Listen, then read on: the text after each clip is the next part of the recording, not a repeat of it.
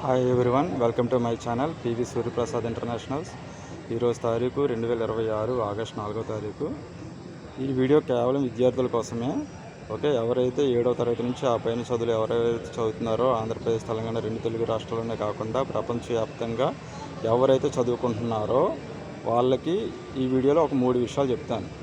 మీరు పెళ్లి చేసుకోవడానికి రెడీ అయితే కనుక మీ సొంత కష్టార్జితం ఒక 2 కోట్ల రూపాయలు మీ అకౌంట్లో లేకుండా, మీ దగ్గర లేకుండా పెళ్లి చేసుకున్నారా, మీ జీవితం సంకనాకిపోతుంది.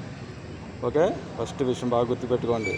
ఇది చాలా పెద్ద మేధావులకు మాత్రమే అర్థమవుతాయి ఈ 3 విషయాలు. ఇంకొకటి, ప్రతిరోజు మీరు స్నానం చేస్తున్నారు, ఓకే పైన ఒళ్ళు తోముతున్నారు, స్నానం చేస్తున్నారు, ఓకే. మరి లోపల తల నుంచి అరికాల వరకు లోపల ప్రతి పాటికి కనీసం వారానికి ఒకసారో, లేదంటే నెలకు ఒకసారో, లేదంటే 2 వారాలకు ఒకసారో ఏమైనా స్నానం చేస్తున్నారా అంటే కడుగుతున్నారా? దానికి మీకు సొల్యూషన్ తెలుసా? అందుకే మీకు చిన్న వయసులోనే ముసలితనం వచ్చేస్తుంది, ముఖ్యంగా విద్యార్థులకి.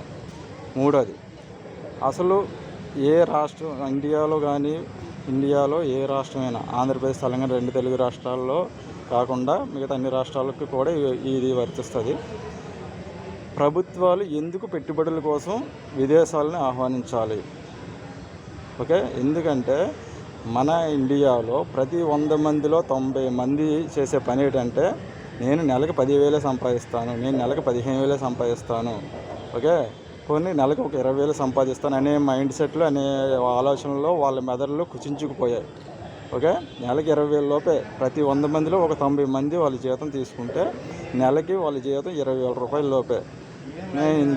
నా జీవితం ఇంతే అని 20,000 సంపాదిస్తాను, అంతకన్నా నా మెదడు ఆలోచించలేదు అనే మనస్తత్వాలు ఉన్న మంది ఎవరు? ప్రతి 100 మందిలో 90 మంది.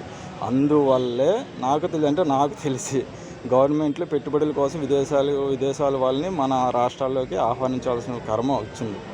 Okay, thank you.